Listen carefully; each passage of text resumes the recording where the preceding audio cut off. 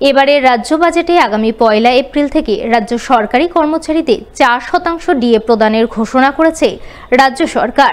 তাই এই ঘোষণার জন্য রাজ্যের মুখ্যমন্ত্রী মমতা বন্দ্যোপাধ্যায়কে জনদরদি ও কর্মচারী দরদি আখ্যা দিয়ে তার জয়গান গাইলেন তৃণমূল প্রভাবিত পশ্চিমবঙ্গ রাজ্য সরকারি কর্মচারী ফেডারেশন মালদা শাখার সদস্যরা, যার অঙ্গ হিসেবে সোমবার সংগঠনভুক্ত নেতা কর্মীরা মিলে মালদা জেলা প্রশাসনিক ভবন চত্বরে মুখ্যমন্ত্রীর নামে জয়ধ্বনি দিয়ে তাকে ধন্যবাদ জানান, তার প্রতি কৃতজ্ঞতা জ্ঞাপন করেন। এদিনের এই ধন্যবাদ ও কৃতজ্ঞতা জ্ঞাপন কর্মসূচি রূপায়ণের নেতৃত্ব দেন পশ্চিমবঙ্গ রাজ্য সরকারি কর্মচারী ফেডারেশন মালদা শাখার জেলা সভাপতি চিরঞ্জীব মিশ্র সহ অন্যান্যরা।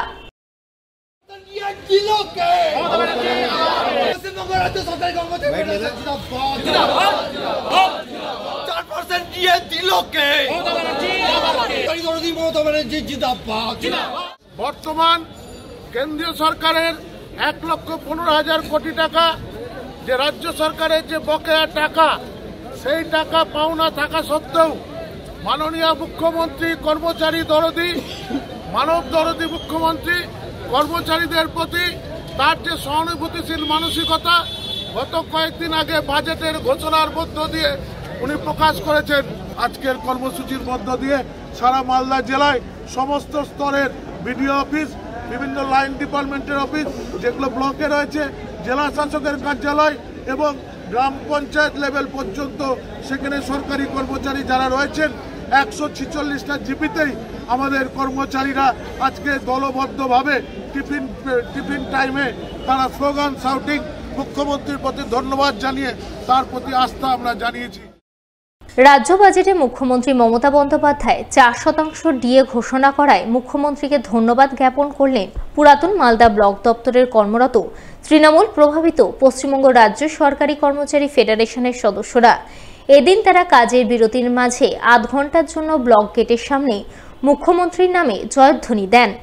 রাজ্য সরকারি কর্মচারী ৪% ডিএ ঘোষণার জন্য জোর স্লোগান দেন। সেই সঙ্গে চুক্তিভিত্তিক রাজ্য সরকারি কর্মচারীদের কাজের মেয়াদ ৬০ বছর করা এবং কাজের শেষে এককালীন ৫ লক্ষ টাকা অনুদান ঘোষণার জন্য মুখ্যমন্ত্রীকে ধন্যবাদ জানান। মমতা বন্দ্যোপাধ্যায় আমাদের নেত্রী, সে আমাদের সরকারি কর্মচারীদের 4% দিয়ে ঘোষণা করা, আমাদের সরকারি কর্মচারীরা খুবই খুশি। তার জন্য আমরা সরকারের স্বার্থে উন্নয়নের পাশে দাঁড়িয়ে তার আমরা কিছু স্লোগান আমরা তার জন্য তার আমাদের আন্তরিক শুভেচ্ছা যে উনি ভালো থাকুন এবং আমাদের কর্মচারীদের পাশে উনি যেরকমভাবে আছেন সেভাবে থাকুন এবং আগামী ভবিষ্যতেও যেন আমাদের সব কিছু উনি দেখেন এবং যেই হারে আমাদের বৃদ্ধি করছেন দিয়ে সেই হারে যেন ভবিষ্যতেও আমাদের দিকে তাকিয়ে সেইভাবে যেন বৃদ্ধি করে, এই আশা আমরা রাখি। পুরাতন মালদা পৌরসভার উদ্যোগে নবরূপে সেজে উঠল ১৪ নম্বর ওয়ার্ডের মঙ্গলবাড়ি খৈহাট্টা এলাকার ঋষি অরবিন্দ ঘোষ শিশু উদ্যান।